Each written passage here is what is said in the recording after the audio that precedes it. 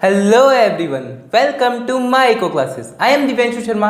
आज की वीडियो में अपन कवर करेंगे बैलेंस ऑफ पेमेंट का अनदर टॉपिक, जो कि है components of balance of payment account. इससे पहले वाली वीडियो में अपन बैलेंस ऑफ पेमेंट क्या होते हैं वो अपन ने देख लिया था। फिर अपन ने इकोनॉमिक ट्रांजैक्शंस देखा था, स्ट्रक्चर ऑफ बीओपी देखा था, फिर इससे जस्ट पहले अपन ने बैलेंस ऑफ ट्रेड भी देख लिया था। अगर आपने वो वीडियोस नहीं देखी हो तो आई कार्ड में आपको लिंक दे दूंगा, आप वहां से जाके चेकआउट कर लेना। तो स्टार्ट करते हैं आज की वीडियो को।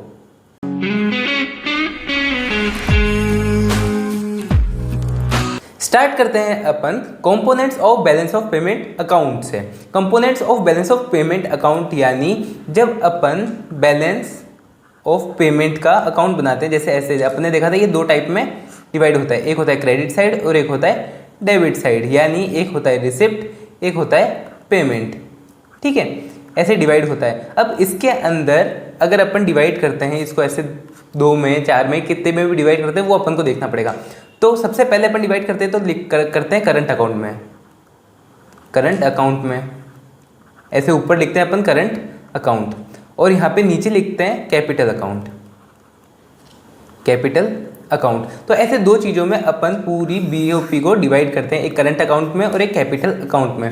क्योंकि अपन ने देखा था बैलेंस ऑफ पेमेंट में क्या होता है, बैलेंस ऑफ पेमेंट में इकोनॉमिक ट्रांजैक्शंस आते हैं और इकोनॉमिक ट्रांजैक्शंस में 4 चीज़ें आती है। एक आता है गुड्स का ट्रेड, एक होता है सर्विसेज का ट्रेड, एक होता है यूनिलेटरल ट्रेड और एक होता है कैपिटल अकाउंट। ठीक है, तो कैपिटल अकाउंट अपन अलग ही लेके चलते हैं। जैसे ये जो कैपिटल अकाउंट है इसको अपन अलग ही लेके चलते हैं, अपन करंट अकाउंट को अलग लेते हैं। करंट अकाउंट में ये 3 चीज़ें लेते हैं, गुड्स, सर्विसेज और यूनिलेटरल ट्रांसफर्स। तो आज की वीडियो में अपन को मेनली देखना है कि करंट अकाउंट क्या होता है। इसके बाद वाली वीडियो में अपन कैपिटल अकाउंट भी कवर कर लेंगे, फिर लास्ट में इसकी एक टेबल बना के कंप्लीट करेंगे इसको। अगर अपन बात करते हैं BOP classified into 2 types, 2 types में बीओपी क्लासिफाइड होता है यानी डिवाइड होता है। एक होता है करंट अकाउंट में और एक होता है कैपिटल अकाउंट में। समझ गए? कैपिटल अकाउंट में क्या आता है, कैपिटल अकाउंट आता है जो भी कैपिटल से रिलेटेड जैसे एसेट्स वगैरह जो भी चीज़ें हैं। अगर करंट अकाउंट की अपन बात करें, करंट अकाउंट में क्या होता है, गुड्स आते हैं, सर्विसेज आती है, यूनिलेटरल ट्रांसफर्स आते हैं, ये सारी चीज़ें आती है। तो स्टार्ट करते हैं अपन करंट अकाउंट से।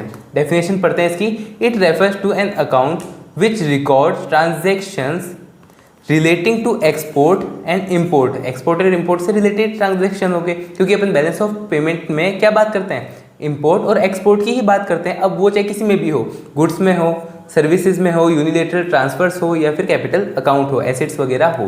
बाकी अपन बात किसी करते हैं, एक्सपोर्ट और इंपोर्ट की करते हैं। तो ये भी क्या करता है, रिकॉर्ड रखता है एक्सपोर्ट और इंपोर्ट का। किसके रिलेटेड, गुड्स के रिलेटेड, सर्विसेज से और यूनिलेटरल ट्रांसफर से रिलेटेड एक गिवन पीरियड ऑफ टाइम में। समझ गए? मतलब एक गिवन पीरियड ऑफ टाइम में अपन ने गुड्स में, सर्विसेज में, यूनिलेटरल ट्रांसफर्स में जो भी ट्रेड किया, एक्सपोर्ट किया, इंपोर्ट किया, उसका रिकॉर्ड जहाँ रखा जाता है वो कौन सा होता है, करंट अकाउंट में वो रखा जाता है। ठीक है, तो अपन समझ चुके हैं इजी भाषा में करंट अकाउंट होता क्या है। तो आगे देखते हैं अपन कंपोनेंट्स ऑफ करंट अकाउंट, मतलब करंट अकाउंट में क्या क्या आता है। जैसे ही अपन ने वो देखा था कि जो गुड्स में ट्रेड होता है, सर्विसेज में ट्रेड होता है, वही क्या है, इसके कंपोनेंट्स भी है कि export and import of goods, export and imports of services, unilateral transfers, income receipts and payment to and from abroad.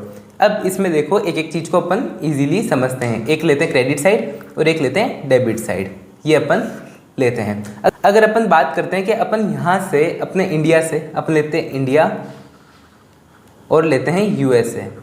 ठीक है, तो अगर अपन इंडिया से कोई भी चीज़ें भेज रहे हैं बाहर, यानी एक्सपोर्ट हो रही है। अगर एक्सपोर्ट होती है तो अपन को क्या होता है, प्रॉफिट होता है, क्योंकि अपने पास फॉरेन अकाउंट यानी फॉरेन करेंसीज बढ़ जाती हैं। तो इसलिए क्या होगा, एक्सपोर्ट ऑफ गुड किस में आएगा, क्रेडिट में आएगा। एक्सपोर्ट ऑफ गुड क्रेडिट में आता है। ठीक है, इंपोर्ट ऑफ गुड डेबिट में आता है।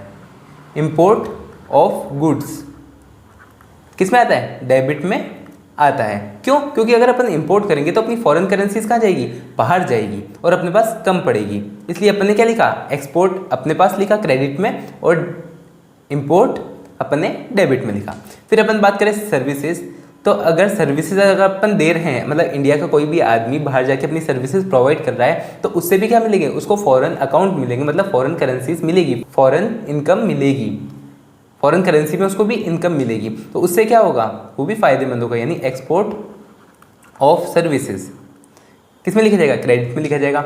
और इम्पोर्ट ऑफ सर्विसेज किस में लिखा जाएगा, डेबिट में लिखा जाएगा। मतलब बाहर का कोई डॉक्टर आके अपने यहाँ पे ऑपरेशंस वगैरह कर रहा है, अपन उनको पैसे दे रहे हैं, इनकम दे रहे हैं। और अगर मान लो कि कोई यहाँ का टीचर वहाँ पे लेक्चर देने जा रहा है, उनको भी पेमेंट मिल रही है, तो वो भी किस में आएगी, एक्सपोर्ट ऑफ सर्विसेज में आएगी। और वहाँ का कोई यहाँ पे आ रहा है तो ये यहाँ पे क्या हो जाएगा, इम्पोर्ट ऑफ सर्विसेज हो जाएगा। फिर अपन बात करते हैं यूनिलेटरल ट्रांसफर्स। अगर अपन किसी को कोई गिफ्ट दे रहे हैं तो वो किस में आएगा, डेबिट में आएगा। गिफ्ट गिवन, अगर अपन किसी को गिफ्ट देते हैं, यानी यूनिलेटरल ट्रांसफर्स अपन करते हैं, मतलब अपन किसी को गिफ्ट देते हैं तो वो किस में आएगा, डेबिट में आएगा। क्योंकि अपन ने ये चीज़ देखी है कि अपन जो भी गिफ्ट वगैरह देते हैं उसके बदले अपन के पास पैसा नहीं आता है, तो वो किस में आएगा, डेबिट में आएगा।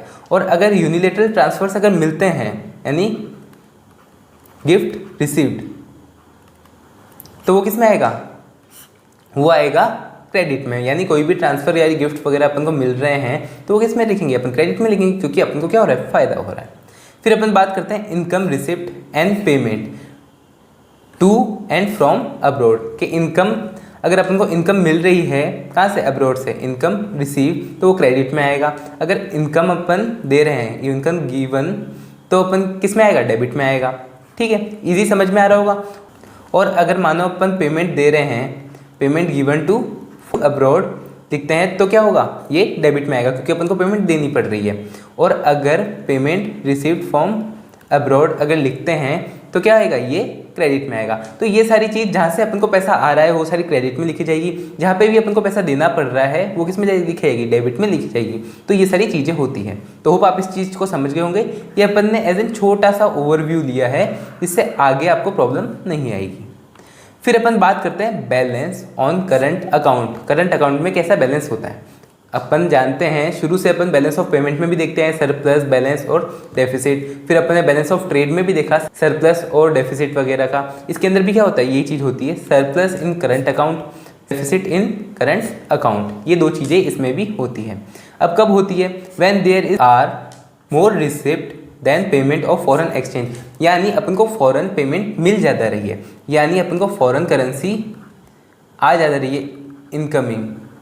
ठीक है, ऐसे मान लो कॉल आता है ना, इनकमिंग है, तो मतलब फॉरेन करेंसी अगर अपने पास ज़्यादा आ रही है तो क्या आएगा, अपने लिए फ़ायदा होगा एज़ कम्पेयर टू जाने के हिसाब से।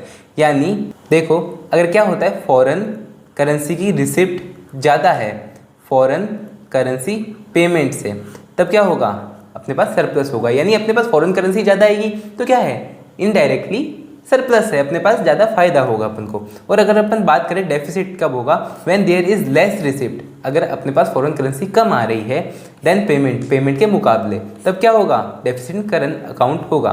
कैसे कि अगर foreign currency receipt less than है फॉरेन करेंसी पेमेंट के तब। और अगर अपन इसके एक एग्जांपल से समझे तो फॉरेन करेंसी रिसिप्ट यानी अपन कोई भी माल भेज रहे हैं, एक्सपोर्ट कर रहे हैं, तो उससे अपन को इनकम हुई है $100। बाकी जो भी अपन सामान खरीद रहे हैं उससे, उसके लिए अपन को देना पड़ा है मान लो $200, तब ये क्या है, ये है अपना डेफिसिट अकाउंट। और अगर अपन इसकी बात करें सरप्लस कब होता है, कि यानी अपन ने क्या किया है, क्रेडिट अपनी रिसिप्ट ज़्यादा हुई है, रिसिप्ट ज़्यादा यानी अपन ने चीज़ें भेजी ज़्यादा है, एक्सपोर्ट ज़्यादा करी है, तो उसमें मान लो कि $200 क्या है, अपनी इनकम है, यानी पेमेंट रिसीव हुई है, रिसिप्ट है अपनी, वो ज़्यादा है किससे, पेमेंट से। और अपन ने सामान कितने का खरीदा, कितने का है, मान लो $100 का खरीदा है। तो जब ये है कि रिसिप्ट ज़्यादा पेमेंट कम, तो ये क्या हो जाएगा, ये हो जाएगा अपना सरप्लस करंट अकाउंट। समझ गए इस चीज़ को, एक बार फिर से देख लो अपन ने क्या क्या कवर किया। सबसे पहले अपन ने देखा करंट अकाउंट क्या होता है। करंट अकाउंट में ये देखा 3 चीज़ें आती है, import of goods, services, unilateral transfers और इनकम वगैरह भी इसमें ही आती है। फिर अपन ने बात करी कंपोनेंट्स की, कंपोनेंट्स में भी यही है, गुड्स वगैरह, services, transfer, unilateral transfers, income receipt, income payment to and from abroad. फिर अपन ने एक टेबल बना के देख ली छोटी सी, एज एन ब्रीफ में, छोटे लेवल पे। और फिर अपन ने लास्ट देखा balance on current account. Balance on current account यानी कौन कौन सी होता है, एक तो सरप्लस होता है और एक डेफिसिट होता है। सरप्लस कब होगा, जब रिसिप्ट ज़्यादा होगी, पेमेंट कम होगा, किसका, फॉरेन करेंसी का। और डेफिसिट कब होगा, जब रिसिप्ट कम होगी, पेमेंट ज़्यादा होगी, किसका, फॉरेन एक्सचेंज का यानी फॉरेन करेंसी का, तब क्या होगा, डेफिसिट होगा। तो होप आप ये समझ गए होंगे अच्छे से। अगर आपको ये वीडियो अच्छी लगी हो, समझ में आई हो, तो वीडियो को लाइक कर देना, चैनल को सब्सक्राइब कर देना। कोई भी डाउट हो, क्वेश्चन हो तो आप कमेंट बॉक्स में इजीली पूछ सकते हैं। अपन मिलेंगे नेक्स्ट वीडियो में। Thanks for watching.